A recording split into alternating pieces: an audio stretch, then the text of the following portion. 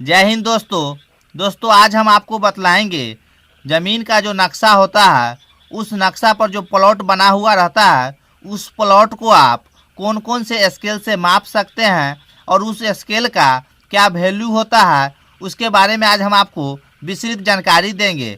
साथ ही दोस्तों, यदि आप मेरे चैनल पर पहली बार आए हैं तो चैनल को सब्सक्राइब कर लीजिए और अपने दोस्तों में भी वीडियो को शेयर करना नहीं भूलिएगा। तो चलिए अब हम आपको बतलाते हैं, जो हम स्केल आपको स्क्रीन पर दिखा रहे हैं, इस स्केल का क्या नाम है और इस स्केल में जो खंड बनाया हुआ है उस खंडों का क्या महत्व होता है, क्या वैल्यू होता है। तो चलिए अब हम आपको बतलाते हैं। सबसे पहले दोस्तों, चलिए हम इस स्केल के बारे में बात करते हैं। ये जो आप स्केल देख रहे हैं, इस स्केल का नाम टॉक है। इस टॉक का प्रयोग करके नक्शा पर जो प्लॉट बना हुआ रहता है, उस प्लॉट का पैमाइश आसानी से किया जाता है, क्योंकि यह टॉक जो है सो पारदर्शी होता है, जो दोनों तरफ स्पष्ट दिखाई देता है, जो आप स्क्रीन पर भी देख रहे हैं। और इस टॉक में बहुत सारे खंड बनाए हुए हैं, जो आप खंड देख रहे हैं। और यह खंड जो है आपको आयताकार या वर्गाकार की तरह दिख रहा होगा। तो दोस्तों, इस टॉक में जो खंड बनाया हुआ है, एक खंड का वैल्यू 10 डिसमिल होता है। जो आप देख रहे हैं किस तरह से खंड बनाया हुआ है, यह खंड आपको वर्गाकार की तरह दिख रहा होगा। और इस वर्गाकार खंड का वैल्यू जो होता है डिसमिल में 10 डिसमिल होता है। चलिए अब आप टॉक के बारे में जान गए होंगे। इसके बाद हम आपको डायगोनल स्केल के बारे में बताते हैं। ये जो आप स्केल देख रहे हैं, यह एक डायगोनल स्केल है। और इस स्केल में आप देख रहे हैं 16 इंच बराबर 1 मिल लिखा हुआ है। जब नक्शा पर 16 इंच बराबर 1 मिल पर अगर नक्शा बनाया हुआ है, तो आप टॉक का प्रयोग करके भी नक्शा पर बने प्लॉट का पैमाइश आसानी से कर सकते हैं।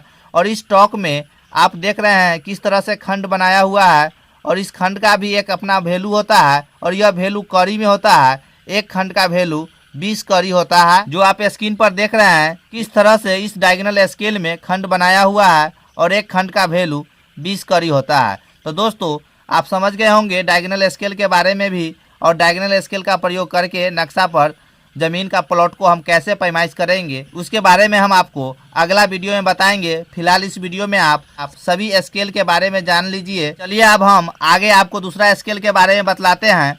दोस्तों, ये जो आप स्केल देख रहे हैं, यह स्केल फीट स्केल है, जिसमें 1 इंच बराबर 330 फीट लिखा हुआ है।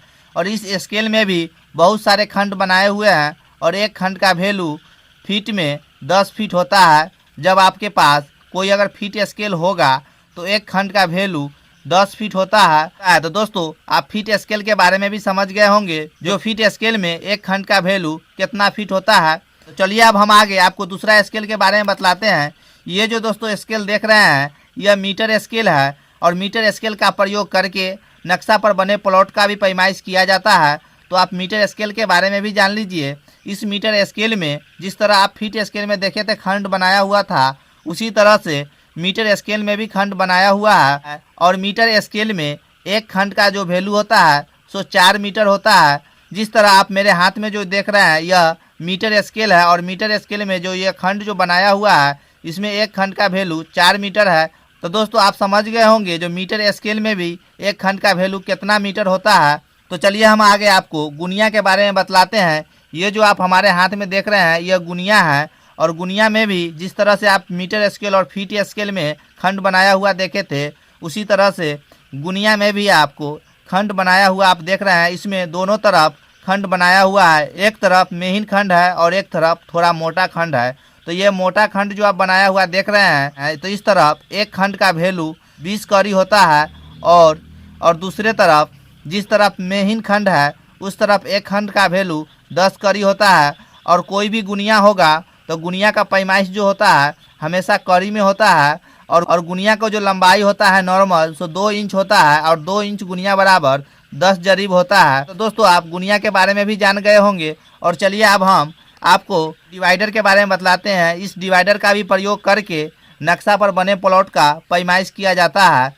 तो दोस्तों, आप समझ गए होंगे जो नक्शा पर जो प्लॉट बना हुआ रहता है, उस प्लॉट को हम कौन कौन से स्केल से माप सकते हैं, और उस स्केल में जो खंड बना हुआ रहता है, उस खंड का वैल्यू कितना कितना होता है, इसके बारे में हम आपको विस्तृत जानकारी दिए हैं। तो चलिए दोस्तों, आज के वीडियो में बस इतना ही। वीडियो देखने के लिए बहुत बहुत धन्यवाद।